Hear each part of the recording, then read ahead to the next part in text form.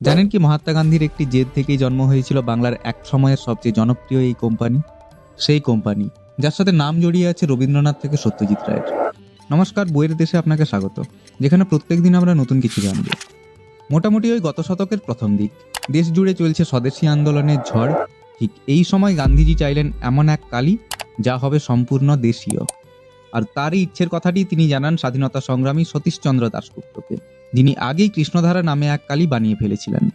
আর এই কালির ফর্মুলায় তিনি তুলে দেন রাজশাহীর দুই ভাই ননীগোপাল মৈত্র আর শঙ্করাচার্য মৈত্রের হাতে। সু মানে সুন্দর, আর লেখা মানে তো জানেনি, অর্থাৎ সুন্দর লেখা। কোম্পানির কোনো দাপ্তরিক প্রমাণ না থাকলেও একটি বহুল প্রচলিত তথ্য হলো গান্ধীজির অনুরোধে এই কালির নামকরণ করেছিলেন স্বয়ং রবীন্দ্রনাথ ঠাকুর।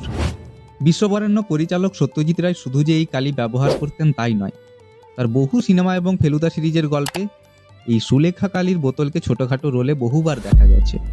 বিধানচন্দ্র রায় থেকে শুরু করে সুভাষচন্দ্র বসু এই সুলেখা কালি ব্যবহার করতেন সবাই। 1989 সালে আধুনিক প্রযুক্তির চাপে উৎপাদন বন্ধ হয়ে গেল। 2021 সালে আবার রাজকীয় ঢঙে ফিরে এসেছে এই সুলেখা।